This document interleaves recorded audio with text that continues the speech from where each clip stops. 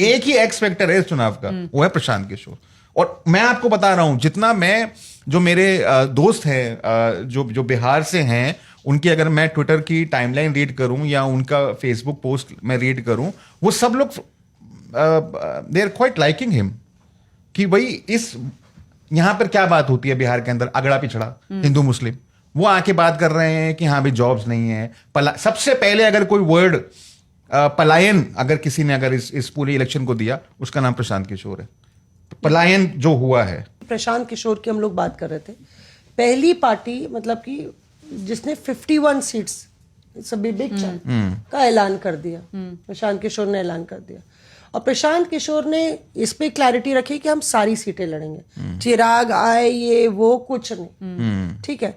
अगर आप कैंडिडेट्स की लिस्ट देखें, मैं देख रही थी बड़े गौर से, उसमें एक पूर्व डीजी होमगार्ड आरसी मिश्रा, उसमें एक बहुत जाने माने गिरी साहब वकील है, उसमें एक बहुत जाने माने प्रोफेसर है मैथमेटिक्स के, और बहुत जाने माने डॉक्टर है। तो पूरा जो ईमानदारी का जो प्लैंक है और बिहार की जनता ही किंग होगी, उस पे प्रशांत किशोर की बहुत क्लैरिटी है। मैं अग्री नहीं करती कि बीजेपी के भीतर ये संशय नहीं है कि Prashant Kishor upper caste vote को डैमेज कर रहे हैं। कांग्रेस में भी प्रशांत किशोर को लेके एक बड़ी इनकी वॉर रूम में बैठक हो रही थी।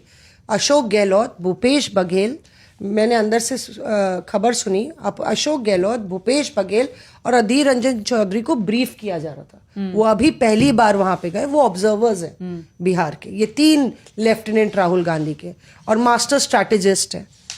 अशोक गहलोत को आप तो जानते ही हैं, जादूगर उनको जादूगर कहते हैं। भूपेश बघेल भी क्राइसिस मैनेजर है और अधीर रंजन चौधरी का अपना ग्राउंड के नेता है। तो उनको ये ब्रीफ किया जा रहा था। तो वहां पे भी एक बड़े नेता ने बोला कि पीके के बारे में आप लोग क्यों नहीं चर्चा कर रहे हैं। तो जो बात आप कह रही है वही भ्रांति पूरी तरह से पार्टियों में भी फैली हुई बड़े दलों में, कि प्रशांत किशोर तो अपर कास्ट है, खुद अपर कास्ट है, तो वो तो हम लोग को, विपक्ष को डैमेज नहीं करेंगे, क्योंकि वो अपर कास्ट वोट ले जा रहे हैं बीजेपी का। बीजेपी सोच रही है कि प्रशांत किशोर का प्लैंक ही अलग है, वो उनको डैमेज नहीं करेंगे। तो प्रशांत किशोर ने एक ऐसा मतलब कि कास्ट कॉम्बिनेशन का, जो आप कह रहे हैं ना, जात का जो उन्होंने किस सिलेक्शन ऑफ कैंडिडेट्स है, आप देखेंगे तो पूरा ओवरऑल रिप्रेजेंटेशन है। उसमें ईबीसी भी है, दलित भी है, उसमें यादव भी है, उसमें अपर कास्ट भी है, मुस्लिम भी है। तो उन्होंने ये सब, और तो वो ये सोच रहे हैं कि जहां पे जेडीयू का कैंडिडेट है, ठीक है, जेडीयू का कैंडिडेट है जो रिजर्व सीट है, तो वो कह रहे हैं कि आप बताइए, अगर रिजर्व सीट में जेडीयू का कैंडिडेट है और हमारा भी कैंडिडेट अच्छा है, तो अपर कास्ट कहाँ जाएगा? जेडीयू के साथ जाएगा कि हमारे साथ जाएगा? जो प्रोग्रेसिव तरीके से यूथ है, वोटर है, अर्बन वोटर है, वो कहाँ जाएगा? हमारे साथ जाएगा। और वहीं विपक्ष में अगर हम एक अच्छा यादव कैंडिडेट देंगे और विपक्ष जो है खुशवा देगा, तो यादव कहाँ जाएगा? प्रशांत बिलीव्स के हमारे साथ जाएगा। तो उस तरीके से मुझे लगता है जो चर्चा चल रही है, ये कैंडिडेट लिस्ट इसीलिए रिलीज की गई है कि वो early bird catches the worm वाला एडवांटेज।